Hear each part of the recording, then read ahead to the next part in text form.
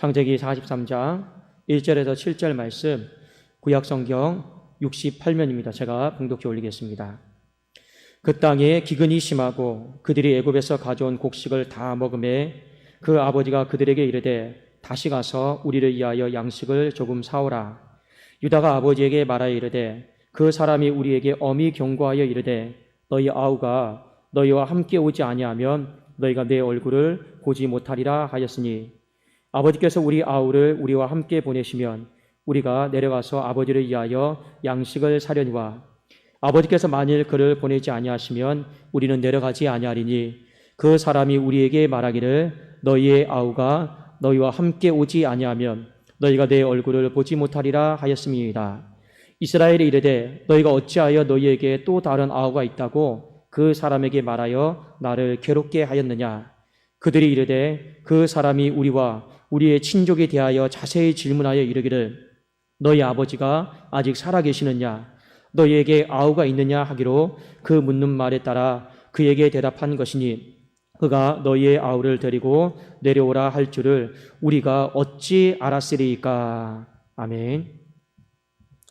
자, 오늘 설교 말씀의 제목은 불리한 환경을 좋게 보십시오. 이 말씀을 가지고 우리가 또 하나님께서 주신 은혜를 또 살펴보고자 합니다. 창세기 42장과 43장 사이에는 한 가지 어떤 일이 벌어지고 있습니다. 어떤 일이 벌어졌냐면 온 세계에 가뭄과 기근 흉년이 찾아왔습니다. 약속의 땅이었던 가나안 땅에도 당연히 흉년이 찾아왔겠죠. 그래서 야곱이 아들들을 애굽 땅으로 내려보내면서 양식을 좀 사오라라고 이렇게 말을 했습니다. 돈 주고 양식 사오는 쉬운 일인 줄 알았는데 애굽에 막상 내려갔더니 일이 복잡해지게 되었습니다. 요셉이 애굽의 총리인데 양식을 사러 온 사람이 형들이에요. 요셉이 어떻게 합니까? 정탐꾼으로 몰아세웁니다.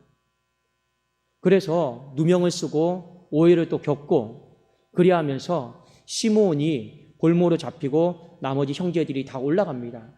그리고 이 볼모를 풀고 싶으면 내려올 때 막내 동생 베냐민을 꼭 데리고 와야지만이 너희들의 정탐꾼 누명이 벗게 될 것이다. 이렇게 말씀하였습니다. 이 이야기를 당연히 아들들이 아버지 야곱에게 다 말씀을 했죠. 그런데 야곱은 전혀 그것을 마음에 담아두지 않았습니다. 왜요? 이 베냐민은 자기가 가장 사랑하는 라헬의 마지막 자녀예요. 라헬이 낳은 두 명의 자녀가 있습니다. 한 명이 요셉이고 마지막 한 명이 그 난산 중에 낳은 베냐민인데 이미 요셉은 죽었다고 생각하고 있어요. 이제 마지막 베냐민만 남았습니다. 가장 사랑하는 여인의 자녀입니다. 그러니까 당연히 그 애굽 땅에 보낼 일이 없죠. 그래서 이 야곱이 기근의 때가 와도 버티려고 했어요.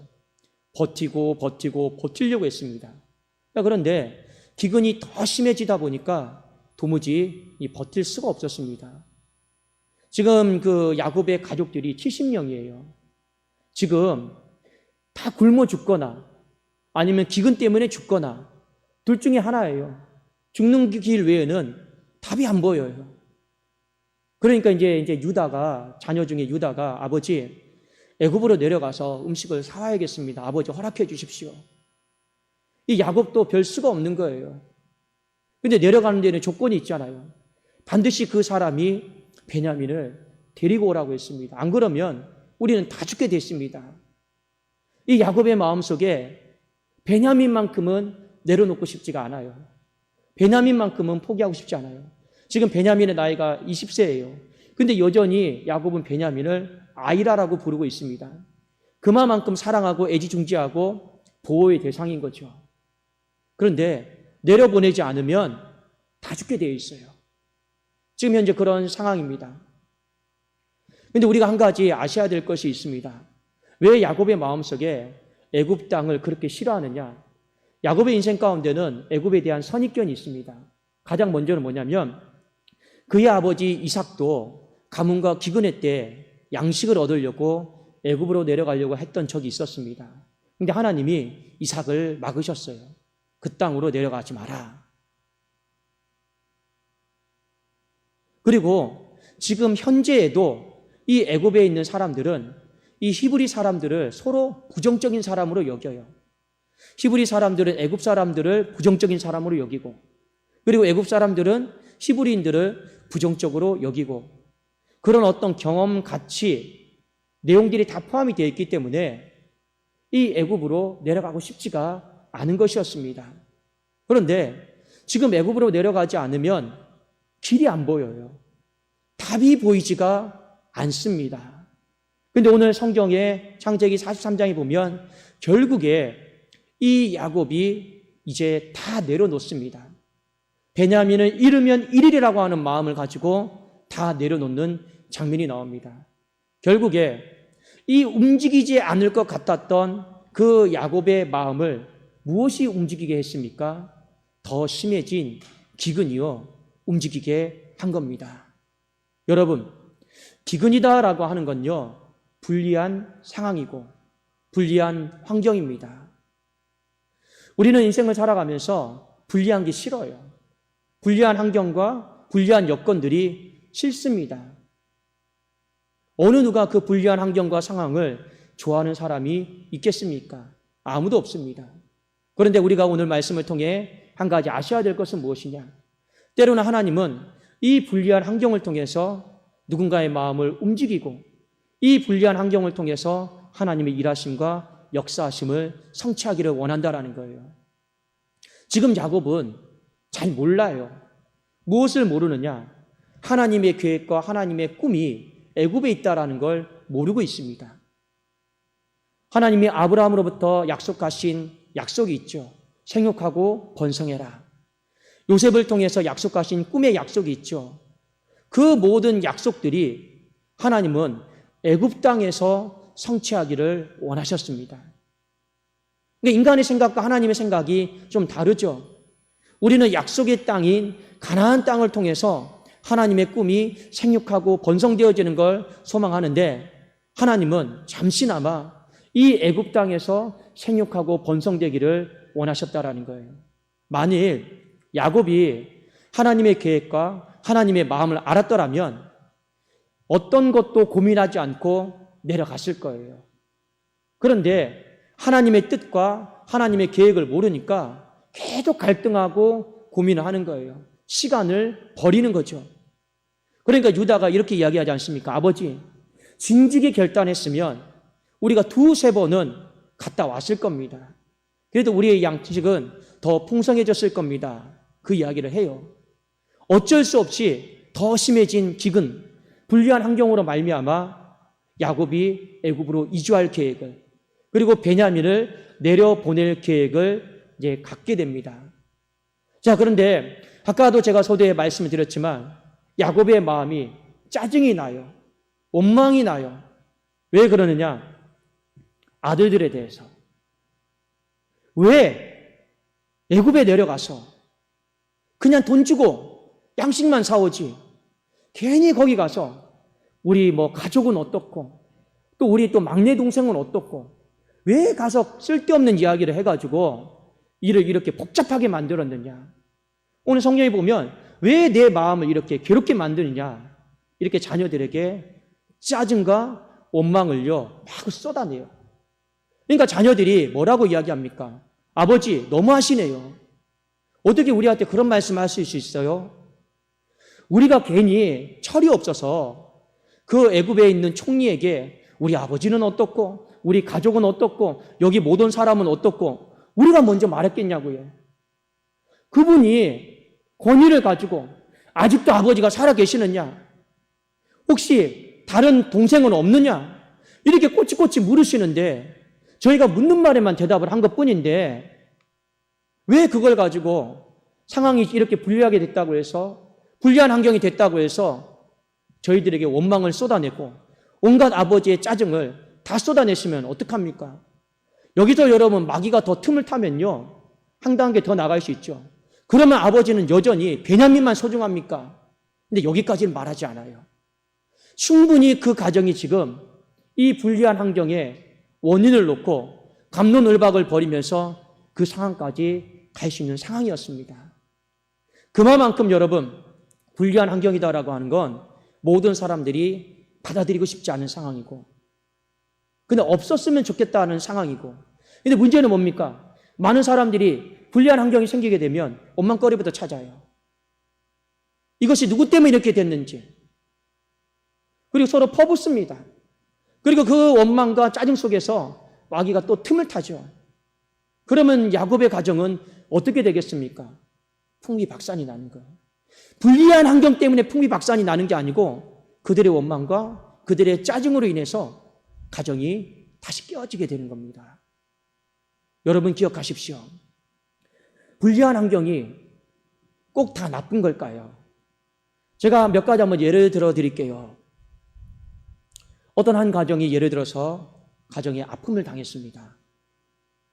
부모님이 병상 중에 눕게 되었어요.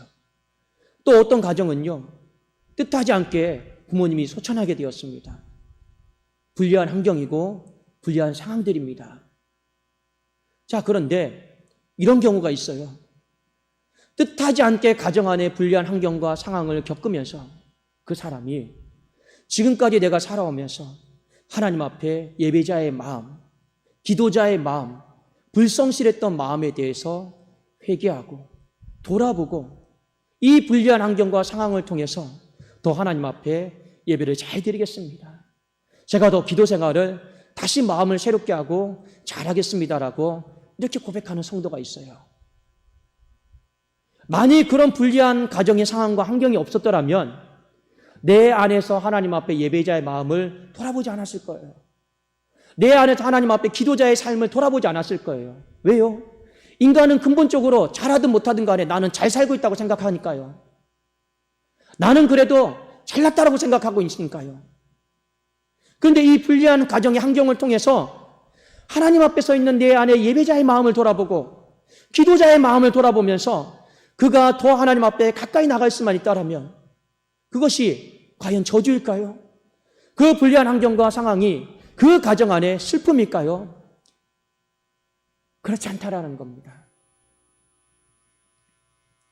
사도행전 8장에 보면 예루살렘 교회가 큰 핍박을 당합니다. 교회가 핍박을 당하면 어려움을 겪게 되죠. 예수 믿는 사람 다 잡아가고 죽이고 돌 던지고 그런 상황이 왔어요. 그 핍박 속에서 견디다 못해 다 흩어졌습니다. 여러분, 예루살렘 교회가 이 핍박 속에서 처음부터 흩어진 게 아니에요. 견디려고 했어요. 교회를 지키려고 했어요. 근데 그 핍박이 너무 심해져 버렸어요. 결국에는 한 명도 씨도 남지 않고 다 죽겠구나. 그래서 성경의 사도행전 8장 1절, 2절, 3절에 보면요, 다 흩어져 버립니다. 다 흩어져 버려요. 그런데 사도행전 8장 4절에 보면 이렇게 나옵니다. 그 흩어진 사람들이 두루 다니며 복음을 전했습니다. 그 흩어진 사람들이 두루 다니며 복음을 전함으로 말미암아 5대양 6대주에 하나님의 교회가 더 빨리 세워지는 그런 일들이 벌어진 거죠. 육신의 눈으로 봤을 때는요, 그 예루살렘 교회의 핍박이 불리한 환경이고 상황입니다. 그러나 믿음의 눈을 들어서 바라봤을 때는요, 그 불리한 환경과 상황은 하나님의 계획 속에 있었어요. 어떤 계획입니까? 이 땅에서 하나님의 교회를요, 더 빨리 세워나가고자 하는, 급한 마음으로 세워나가고자 하는 하나님의 계획이 있었습니다. 여러분, 사도행전 1장 8절에 보면 하나님의 계획이 분명하게 언급이 됩니다.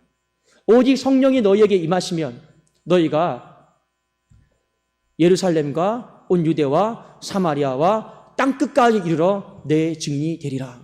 하나님의 꿈이고 계획이에요. 그런데 이스라엘 백성들이 예루살렘 교회가 흩어지질 않아요. 예루살렘 교회 안에 똘똘 뭉쳐 있어요. 예루살렘과 유대 땅에 뭉쳐 있어요. 사마리아로 가야 되고 땅끝까지 가야 되는데 내 시간 속에서 가지를 않아요. 그런데 하나님의 시간은 급해요. 그러니까 하나님은 어떻게 합니까? 핍박을 주세요. 어려움을 주세요. 불리한 환경을 주세요. 마지못해 흩어지게 하십니다. 그리고 그 흩어짐 속에서 하나님은요, 예루살렘과 유다와 사마리아와 땅끝까지 이르러서 하나님의 교회를 빨리빨리 세워나가시는 그 계획을 이루어 가셨습니다. 우리 성도님들, 이 땅을 살아가면서 가장 중요한 것이 무엇일까요? 눈에 보이는 환경은 아닌 것 같습니다. 눈에 보이는 환경은 신뢰할 만한 것이 못 돼요. 어제 좋다가 오늘 나빠지기도 하고, 사람과의 관계도 그렇지 않습니까?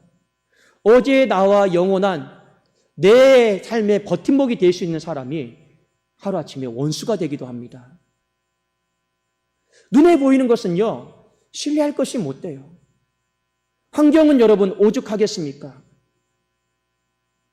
우리가 좋은 환경이다라고 생각했던 것이 좋은 환경이 아닐 수도 있고, 우리가 불리한 환경이다라고 생각했던 것이 꼭 불리한 환경만은 아닐 수도 있다라고 하는 것을 성경은 우리에게 가르쳐주고 있어요. 그러면 가장 좋은 것은 무엇일까요? 가장 좋은 환경은 무엇일까요? 오늘 성경 말씀을 보면 야곱의 가족들이 애굽에 있는 것, 그것이 가장 좋은 환경입니다. 왜 가장 좋은 환경일까요? 하나님의 뜻이기 때문에요. 그것이 하나님의 계획에 있기 때문에 그렇습니다. 여러분, 우리는 이런 생각을 하죠. 가나안 땅이 약속의 땅이고 그 약속의 땅에 흉년이 들었어요. 그럼 우리는 뭐라고 기도합니까? 하나님, 약속의 땅에 흉년이 왔습니다. 핍박이 왔습니다. 이 핍박을 걷어주십시오. 이 흉년이 풍년으로 바뀌게 해달라고, 이 나쁜 환경이, 불리한 환경이 좋은 환경으로 바뀌게 해달라고 우리는 그렇게 기도하고 있습니다. 틀린 것은 아니죠. 그런데 하나님은요, 애굽에 있는 것이 좋은 환경이다, 그렇게 우리에게 말씀하실 때도 있습니다. 가장 좋은 환경은요, 하나님의 계획을 주목하고 하나님의 인도하심을 우리가 주목하면서 잘 따라가는 것이 여러분 가장 좋은 환경 아니겠습니까? 이스라엘 백성들이 광야 생활하고 있습니다. 광야는 여러분 추워요. 기온차가 커요.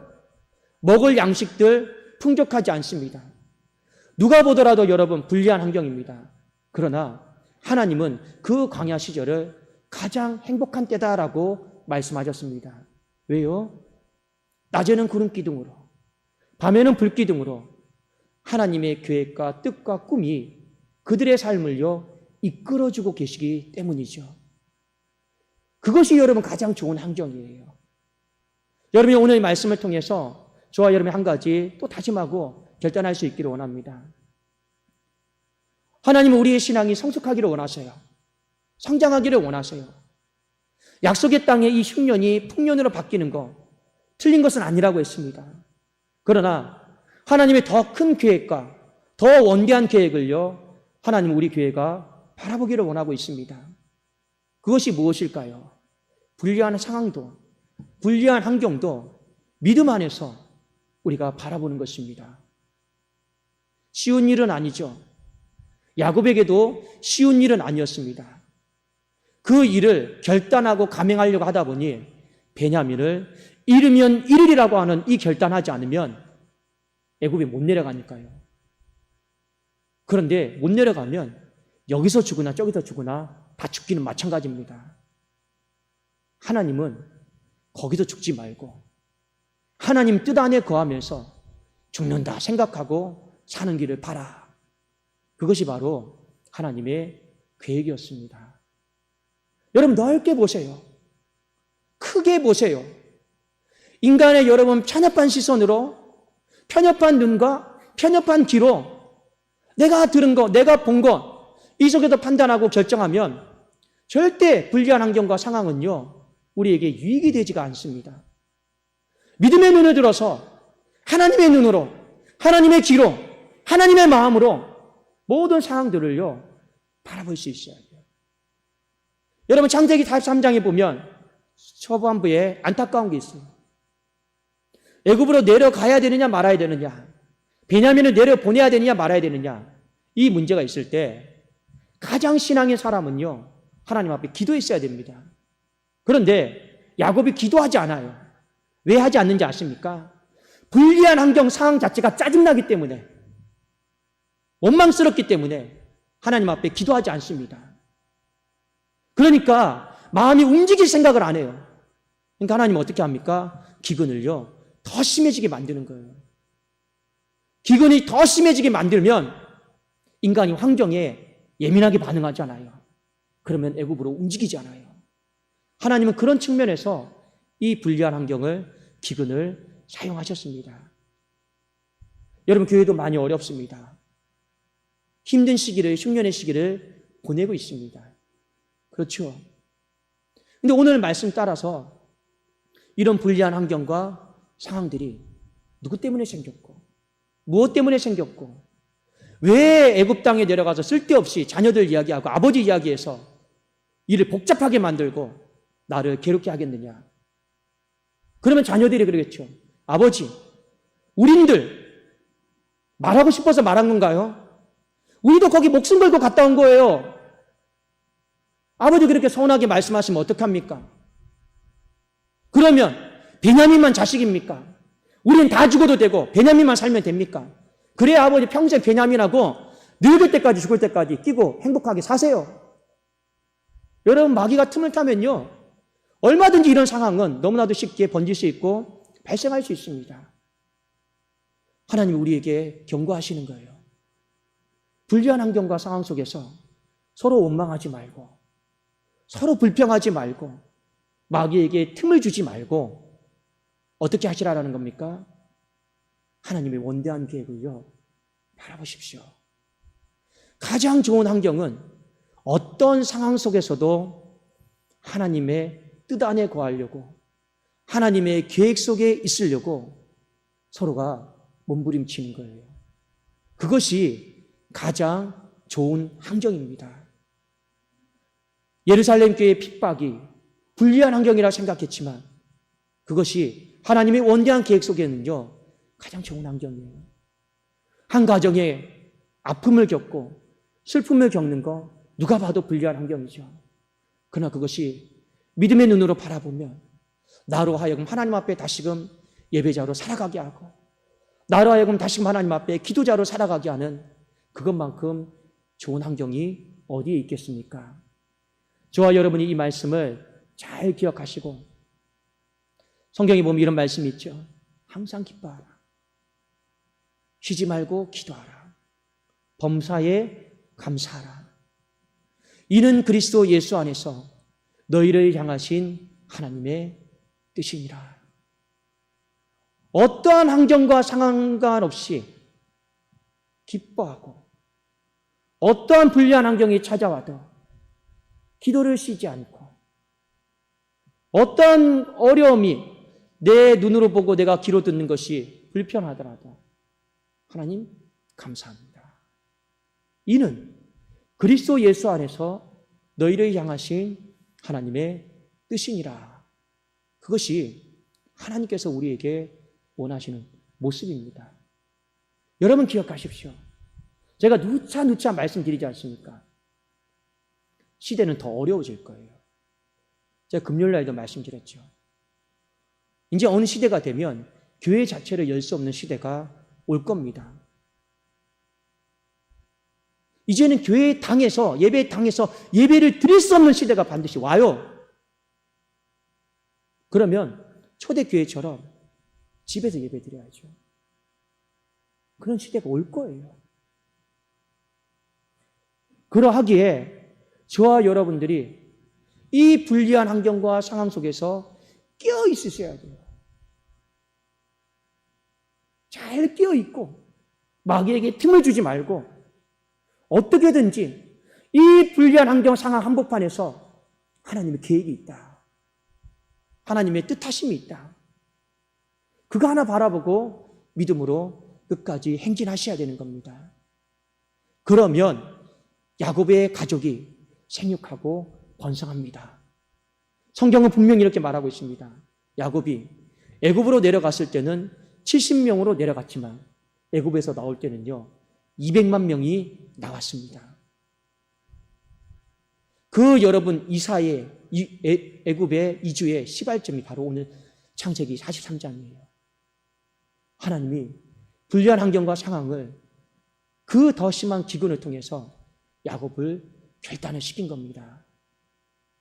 우리도 마찬가지입니다. 눈에 보이는 좋은 환경 찾아가지 마세요. 좋다고 생각했던 그 환경이 영원히 좋은 것은 아닙니다. 나쁘다라고 생각했던 환경이 영원히 나쁜 것은 아닙니다. 풀은 마르고 꽃은 시들지만 여호와의 말씀만이, 하나님의 뜻만이 영원하다라고 말씀하신 것처럼 저와 여러분이 이 분명히 어려운 때를 살아가고 있지만 하나님의 뜻 안에 있으려고, 하나님의 계획 속에 있으려고 몸부림치는 것, 그것이 교회가 사는 길이고 가족들이 사는 길이고 우리 모든 주의 백성들이 넉넉히 사는 길인 줄로 믿습니다. 여러분, 이 말씀을 잘 기억하시고 우리 너무 침통하게 예배 드리지 마세요. 하나님 앞에서 행복한 마음으로, 소망하는 마음으로 우리 이 시기를 기쁜 마음으로 잘 이겨나갈 수 있기를 주님의 이름으로 축원합니다. 기도하겠습니다.